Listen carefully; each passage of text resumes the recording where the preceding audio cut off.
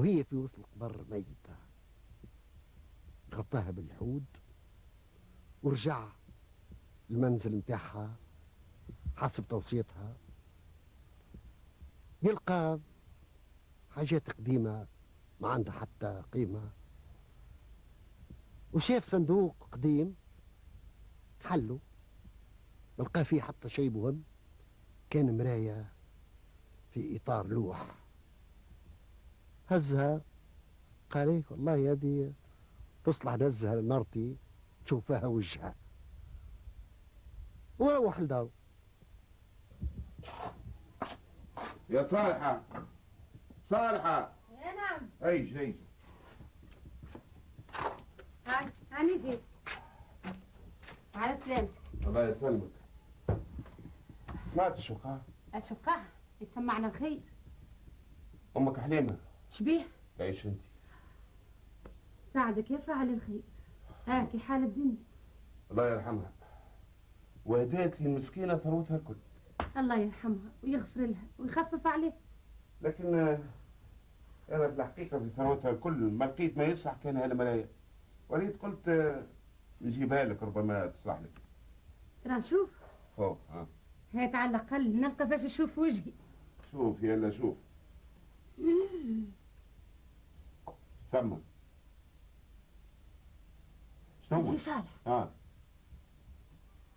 هذا وجهي؟ لهيش تو شو من وجهي انا؟ ترى شوف. الوقت هذا وجهي ولا يقدر معايا؟ شو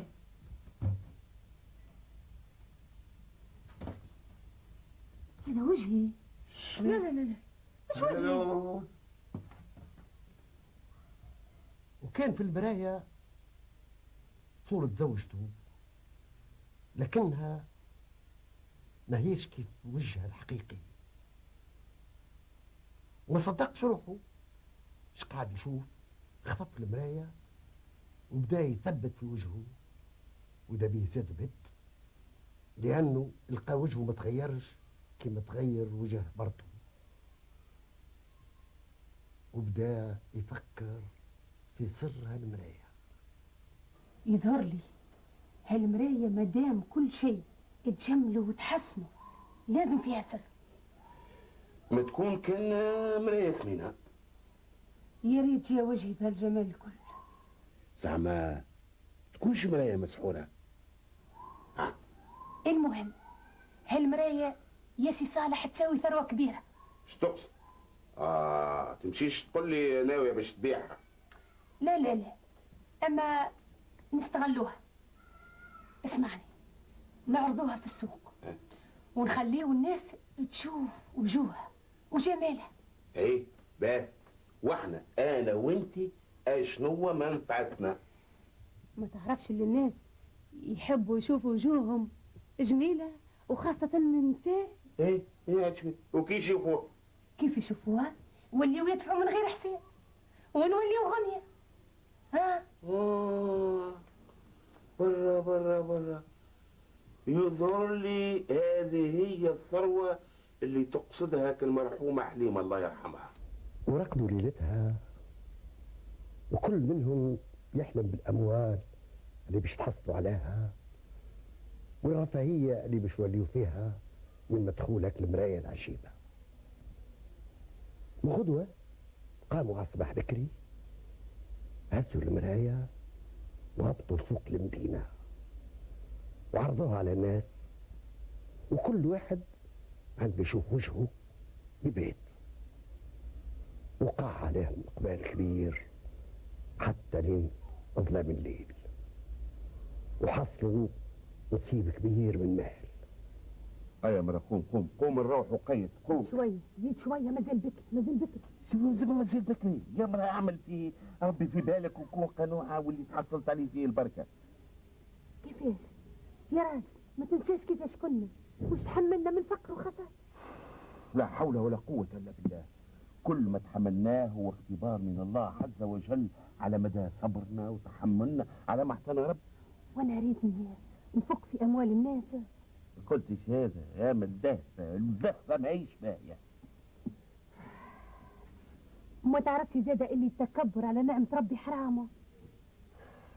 انا نشكر ربي ونحمده، ونشكر ربي ونحمده يا رب ليك الحمد.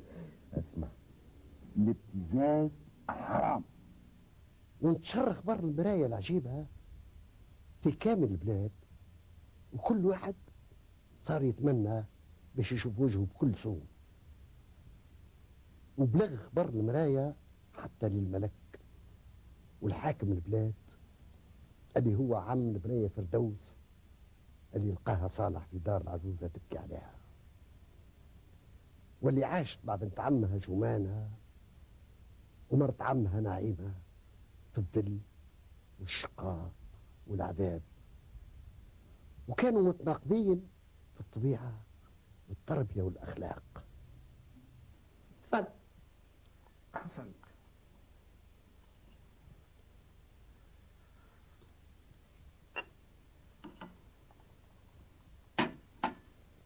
أقول لك الحق يا نعيمة، راك كثرت على فردوس. نجمش تقولي شنو الحق اللي تتكلم عليه؟ ما تنساش اللي نصف ثروتنا متاعها. ما عادش تقول هالكلام، ما عندها حتى شيء. احنا اللي انقذناها، واحنا اللي صرفنا عليها، واحنا اللي ربيناها. شنو؟ باش ننكر اللي هي بنت خويا وبوها كان صاحب ثروة؟ ما تنساش اللي بوها قبل ما يموت بدت ثروته الكل. لو كان مش من طيبة قلبها وداعتها وثقتها وتحملها للأعداء والأعمال الشاقة اللي مسلطتها عليها، ما كانت ترضى باللي هي فيه وتسكت.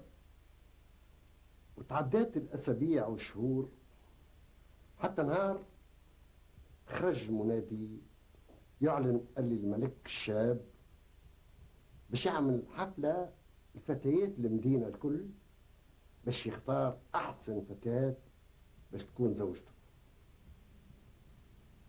وانتشر الأخبار بين البنات وفرحوا، وكل واحدة ولات تتمنى باش تكون هي الملكة المنتظرة، وقعدوا يحضروا في أنفسهم لهالمناسبة الهامة. وفرحت جمانة أما بلغها الأخبار ومشيت تجري لأمها. أمي يا أمي، نعم. تفرح لي يا أمي. فرح قلب بنتي. علاش باش نفرح لك؟ الملك باش يقيم حفلة كبيرة في المدينة. عليه بنا مناسبة؟ بمناسبة خطبته. خطبته؟ وشكون خطيبته؟ بالطبيعة باش تكون أجمل فتاة في المدينة. وانت عندك عليها فكرة سعيدة الحظ هذه؟ بالطبيعة الجزيرة الوحيدة اللي باش تكون ملكة يلزمها تكون جميلة، وهي بحذاك تو. هذه ما تكون كان انت يا جمانة. ان شاء الله يعني ما شاء الله ربي يبلغك مقصودك. وانت عندك شك في جمال بنتك؟ لا ما عندي شك. اما انت يا جمانة فكرتي في الحيلة اللي باش تلقاها باش تولي انت اجمل فتاة في المدينة؟ فكرت يا أمي، فكرت ولقيت الفكرة. شنية؟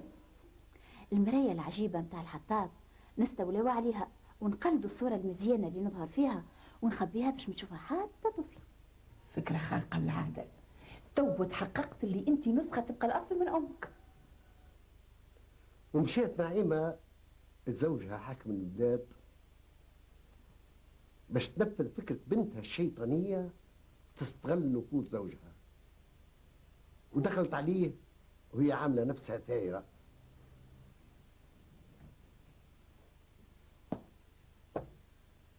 أهلا أهلا بزوجتي العزيزة، خير إن شاء الله. منين تحبوا يجي الخير وانت قاعد هوني؟ واللي عمل الشر قاعد يتنعم بنتيجته. ما فهمتش، ايش تقصد بكلامك هذا؟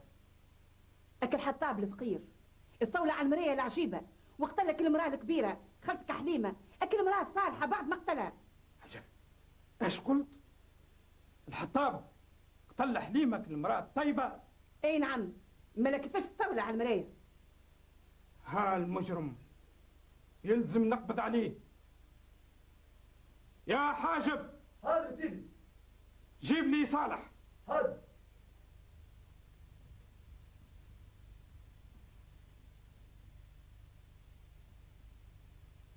شنو هالجمال، شنو هالحسن، وشنو هالبهاء؟ عجبتك يا أمي؟ عجبتني. تينا ما عقلتكش بكل. يزيني بربي لهالدرجة وليت حلوة. انت عباره على حوريه خرجت من الجنه. إن شاء الله على الأقل عجب الملك. عليه ما تعجبوش؟ باش يلقى خير منك. أمنيتي أني نولي ملكة. ما تخافش، تهنى، الملكات ما همش خير منك. نحب نغيدك البنات الكل نحب نغيدهم، خاصة كيف الملك يحط على راسك قداش. قل لي عزيزة، يا أخي أنت نسيت بنت شكون؟ لا ما نسيتش، أنا بنت حاكم البلاد، ما يضاهيني حتى حد. وهذاك علاش أنا قلت لك حتى حد ما ينجم يزاحمك، لا في الجمال ولا في اللطف. هيا برا نمشيو بركة. استنى، خليني نوصيك المصيبة فردوس، نقولها على الأقل تنظم الدار وتطيب العشاء حضر باش كيف نجيو ما نقعدوش نستناو، ما كانش الليلة نشوم لها ليلتها. وخلاو فردوس قايمة بشؤون المنزل وحدها، عبارة على خديمة في الحالة اللي هي بنت خوه حاكم البلاد، وأكثر أملاكه ورزقها استحوذ عليه، وقصدت جمانة وأمها وأبوها لقصر الملكي. يا حاجب. مولاي. نادي لي حاكم المدينة. حاضر.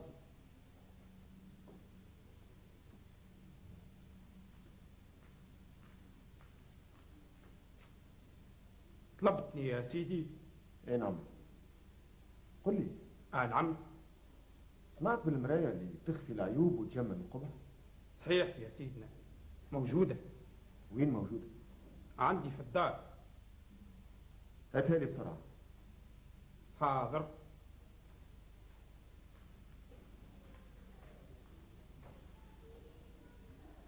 وأمر الملك الفتيات باش يترقبوا عودة حاكم البلاد، وحتى واحدة منهم ما فهمت المقصود. ما طولش الوقت وإذا بالحاكم رجع ومعاه هاك المراية،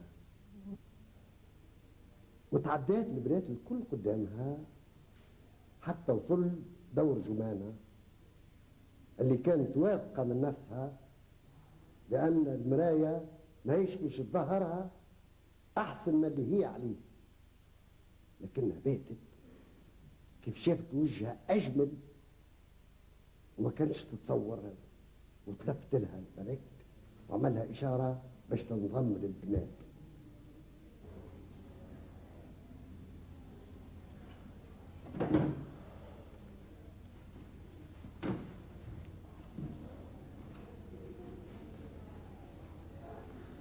يا حاجب. مولاي. امشي انت رئيس الحرس ومجموعة من الحراس وجيبوا لي كل فتاة تلقاها في الطرقات ولا في الديار. يا سيدنا ما بقاش في البلاد، كان البنات ما يلقوش بحضرتك. جيبوا لي أي فتاة مهما كان نوعها بسرعة. وتوزعوا الحراس في البلاد وجابوا معاهم كل فتاة موجودة مهما كان نوعها، وتعداوا قدام المراية، وكان الملك كل واحدة يتبدل وجهها يشير لها باش تنضم الفتيات الأخرين، وما بقات قدامه كان بنية خايفة وحاشمة ترعش. دزها واحد من الحراس قدام المراية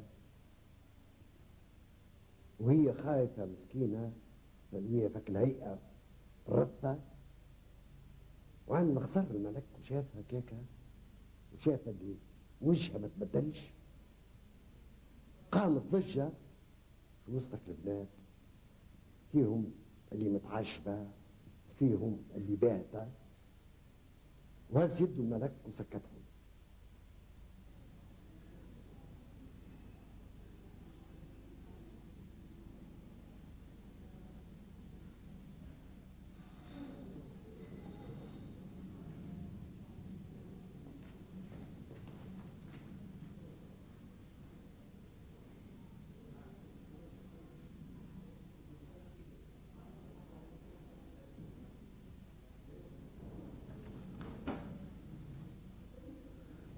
هذه أجمل الجميلات.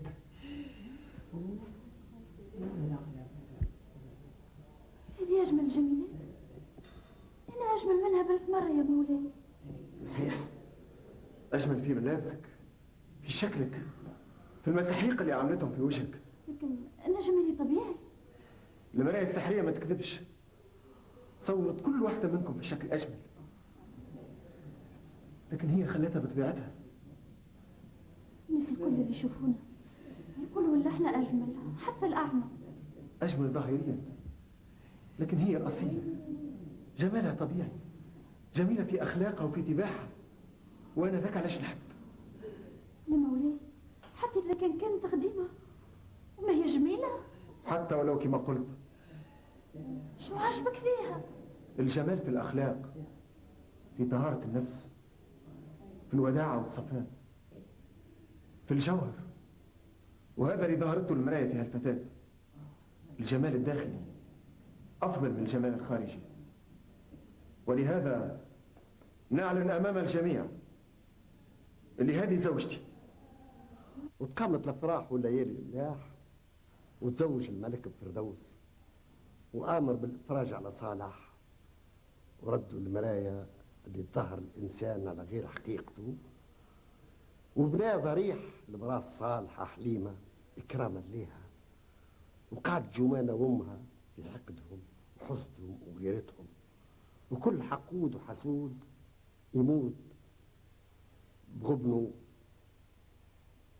وعزم الملك باش يعزل حاكم البلاد على تصرفه مع فردوس وعدم سلوكه النزيه، لكن فردوس ترجاته باش يعفو عليه، لأنه مهما كان ما هو إلا عمها، والعفو عند المقدرة من شيم الكرام، وربي سبحانه وتعالى هو وحده اللي عاقب المذنب بذنبه.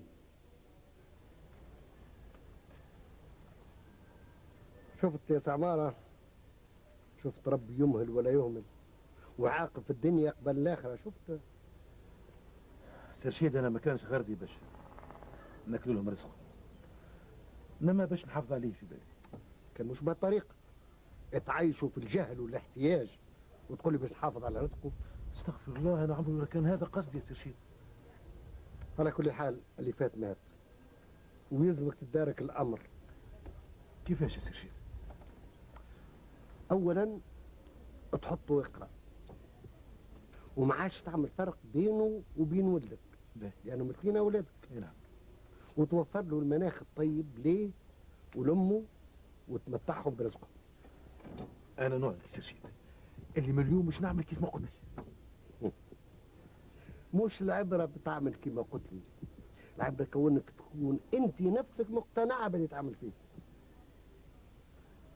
وبارك الله بدي يحافظ على رزق الناس، وخاصة الأيتام، باش ربي يبارك له في رزقه وفي عيبته.